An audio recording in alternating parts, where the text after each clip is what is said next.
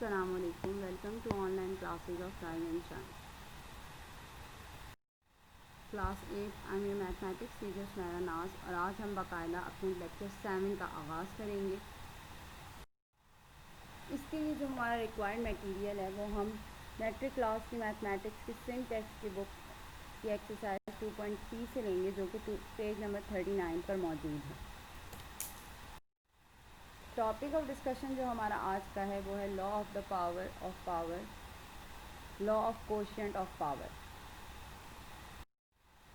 Learning objective जो आज के टॉपिक के हमारे हैं वो ये हैं कि स्टूडेंट्स यानी कि आप जो हैं इस टॉपिक को पढ़ने के बाद law of the power of power के बारे में जान सकेंगे और law of quotient of power के बारे में जान सकेंगे कि आया ये दोनों लॉज किस चीज़ के बारे में है और इस लॉ में हम क्या सीख रहे हैं। Basically law of the power of power जो है वो मल्टीप्लिकेशन ऑफ अलजेब्रिक एक्सप्रेशन है, मल्टीप्लिकेशन ऑफ अलजेब्रिक एक्सप्रेशंस का सोल्यूशन है। और law of quotient of power भी डिवीजन ऑफ अलजेब्रिक एक्सप्रेशन है। यानी इसमें हम law of the power of power में ये सीखते हैं कि जब हमारे पास बेस मौजूद हो, चाहे वो न्यूमेरिक नंबर से मौजूद हो चाहे अलजेब्रिक एक्सप्रेशन में मौजूद हो, दोनों में किसी में भी जब हमारे पास बेस मौजूद होता है, सेम बेस मौजूद होता है, तो हम उनकी पावर्स को किस तरह से सॉल्व करते हैं। और इस तरह law of quotient of power में यानी डिवीजन में जब हमारे पास सेम बेस मौजूद होता है तो उनकी पावर्स को हम कैसे सॉल्व करते हैं। आते हैं हम अपनी एक्सरसाइज की तरफ। एक्सरसाइज हमारी है एक्सरसाइज 2.3 सिंप्लीफाई। इसका 8वां सवाल आज हम सॉल्व करेंगे, क्योंकि इसके पिछले 7 पार्ट हम अपने पिछले लेक्चर यानी लेक्चर नंबर 6 में सॉल्व कर चुके हैं और उसी लेक्चर को हमने आज दोबारा कंटिन्यू किया है चैप्टर नंबर क्वेश्चन नंबर 8 से। और एक्सरसाइज 2.3 का क्वेश्चन नंबर 8 अभी हम सॉल्व करेंगे। स्क्रीन पर आपको दिखाई दे रहा होगा 8a³ b5/4ab, ये हमारा क्वेश्चन है। इसके सोल्यूशन की तरफ आते हैं। 8a³ b5/4ab। अब सबसे पहले तो हमारे पास दिए हुए न्यूमेरिक डिजिट्स हमने देखना है कि आया ये जो न्यूमेरिक डिजिट्स हमारे पास मौजूद हैं, ये न्यूमेरिक डिजिट्स किसी टेबल में यानी किसी टेबल के मल्टीपल्स हैं या नहीं। सेम टेबल्स के मल्टीपल होने चाहिए ये दोनों। तो 4 और 8 जो हैं वो दोनों 4 के टेबल में आते हैं, यानी ये 4 के मल्टीपल्स हैं। 4 के टेबल में 4 भी आता है और 8 भी आता है, तो और 4 के टेबल में 8 2 टाइम्स तक आता है। सो 4 1 ज़ा 4 एंड 4 2 ज़ा 8। इसके बाद 4 2 ज़ा 8 आ गया। अब a³ b5। अब ये जो 4 के साथ a और b हमारे पास दो वेरिएबल्स मौजूद हैं, इनके साथ यहाँ कोई पावर आपको दिखाई नहीं दे रही। जब कोई पावर मौजूद नहीं होती वेरिएबल्स पर या नंबर्स पर, तो इसका मतलब है उनकी पावर 1 है। क्या है? उनकी पावर 1। तो यहाँ a और b इन दोनों की पावर भी आपके पास 1 है। a³ b5 अपनी जगह पर मौजूद हैं। a और b हमारे पास एज अ डिनोमिनेटर हैं, लेकिन जब हम इनको सॉल्व करेंगे सिंप्लीफिकेशन में, सॉल्यूशन के दौरान ये डिवीज़न चेंज हो जाता है मल्टीप्लिकेशन में, यानी ये डिवीज़न किस में बदल जाता है? मल्टीप्लाई में। और ये जो डिनोमिनेटर्स हैं वो एज अ न्यूमिनेटर हमारे पास आ जाते हैं। सिर्फ एक चीज़ की तब्दीली होती है और वो है इनकी पावर्स की साइन में। यानी ये डिवाइड से मल्टीप्लाई में जब आते हैं, यानी एक चीज़ साइन की चेंजिंग होती है, दूसरा डिवाइड से ये मल्टीप्लाई में आ जाते हैं। नीचे ये डिनोमिनेटर थे, न्यूमिनेटर बन जाएंगे। डिवाइड में थे, मल्टीप्लाई में आ जाएंगे। प्लस की साइंस थी, ए भी प्लस का था, बी भी प्लस का था, लेकिन जैसे ही इन्होंने अपनी पोजीशन बदली, नीचे से ऊपर की तरफ आए, तो ये नीचे प्लस के थे, ऊपर आकर माइनस के हो गए, यानी a-1 b-1। अब आप देख सकते हैं कि a³ और a-1 दोनों की बेस सेम है, पावर अलग अलग है लेकिन बेस तो सेम है ना।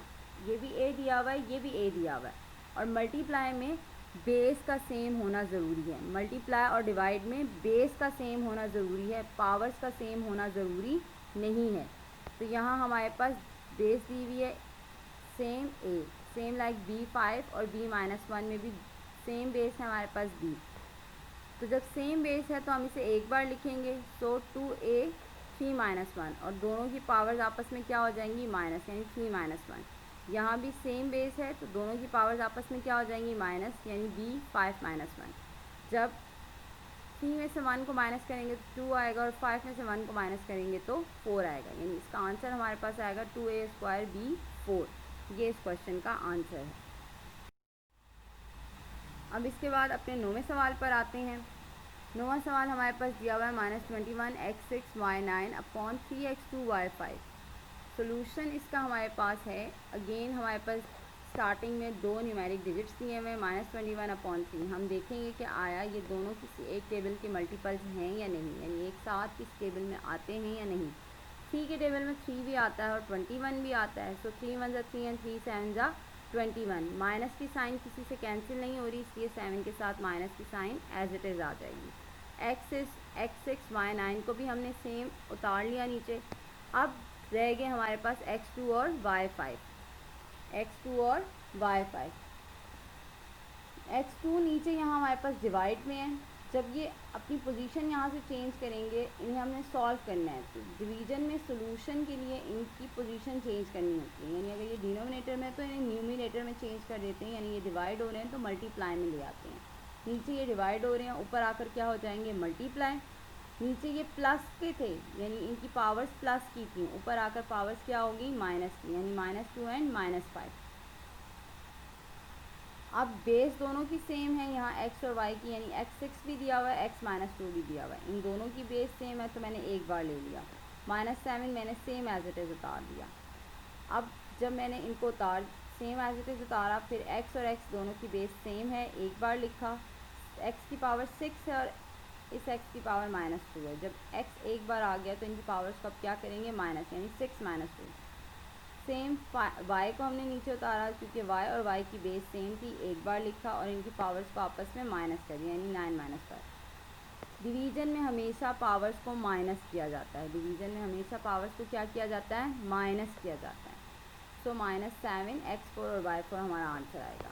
अब यहाँ आप देख सकते हैं कि 3 के टेबल में 21 7 तक आता है, तो इसलिए मैंने 3 1 3 एंड 3 7 21 -7 लिख दिया। हाँ, मैंने इन दोनों को डिवाइड करके इसका आंसर यहाँ लिख दिया कि जब ये सिंप्लीफाई हो रहे थे तो इसलिए मैंने इसको सिंप्लीफाई किया है।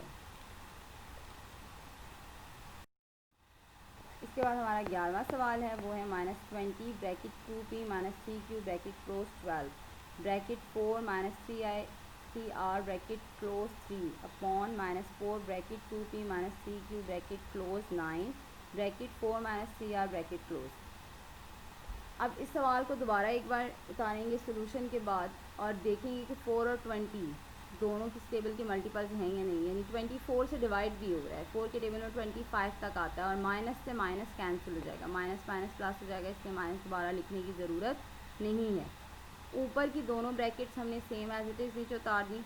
नीचे की ब्रैकेट्स में अलबत्ता फ़र्क आएगा कि नीचे की ब्रैकेट्स जो दोनों ब्रैकेट्स हमें दी हुई हैं वो डिवाइड में थी, अब किस में चेंज हो गई हैं मल्टीप्लाई में, यानी पहले नीचे डिनोमिनेटर में थी, अब न्यूमिनेटर में आ गई हैं। पहले इनकी पावर्स प्लस में थी, अब इनकी पावर्स माइनस में हो गई। क्यों? क्योंकि इन्होंने अपनी पोजीशन बदली है, डिवाइड से ये मल्टीप्लाई में आ गए हैं और डिवीज़न में हमेशा पावर्स माइनस ही होती हैं। अब देखें 2p -3q 2p -3q, ये दोनों ब्रैकेट्स सेम है, ब्रैकेट्स खोलनी नहीं है, जैसी हैं वैसी ही रहने देनी है आपने, ब्रैकेट्स खोलनी हरगिज़ नहीं है, पूरी की पूरी ब्रैकेट लेनी है हमने। 2p -3q सेम ब्रैकेट है, एक बार आ गई हमारे पास। इसकी पावर 12 है और इसकी पावर हमारे पास -9 है, तो 12 - 9। दूसरी ब्रैकेट जो हमें दी हुई है 4 -3r है, ये भी हमारे पास दो बार मौजूद है, इसे हम एक बार ले लेंगे। पहली वाली की पावर हमारे पास 3 है और दूसरी की -1, 3 - 1, यानी इनकी पावर्स को हम माइनस करेंगे। 12 में से 9 जब गया तो 3 आया और 3 में से 1 गया 2, यानी इसका आंसर हमारे पास आया 5 bracket 2p -3q bracket close 3 bracket 4 -3r bracket close 2, ये हमारा आंसर है। यहाँ हमारी हुई एक्सरसाइज ख़त्म। होमवर्क जो आपका है वो ये है कि आपने क्वेश्चन 8 से लेकर 13 तक एक्सरसाइज 2.3 के क्वेश्चंस कंप्लीट अपनी कॉपी में उतारने हैं, और इससे पहले 1 से लेकर 7 तक लेक्चर 6 में मैंने आपको होमवर्क दिया था, यानी ये एक्सरसाइज आपकी यहाँ कंप्लीट हो जाएगी 13 क्वेश्चन नंबर 13 तक उतारने के बाद। ये होमवर्क आप लोगों ने लाजमी अपनी अपनी कॉपियों में करना है। उम्मीद है आज का लेक्चर आपको समझ आया होगा। Thank you.